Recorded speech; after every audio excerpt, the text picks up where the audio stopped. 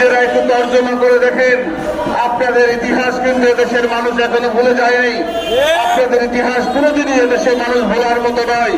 কাজেই আসেন, আপনারা যেহেতু সংসদে আছেন, আপনারা সবাই মিলে আমরা চাই সুন্দর একটা বাংলাদেশ, যে বাংলাদেশের প্রত্যাশা নিয়ে এদেশের লাখো কোটি মানুষ রাজপথে নেমে ফ্যাসিস্টে বিদায় করেছে, যে রক্তের উপর দাঁড়িয়ে আজকে রাষ্ট্র পরিচালনা করছেন, বড় বড় কথা বলছেন, সেগুলো মানুষের প্রত্যাশা পূরণের জন্য কাজ করবেন।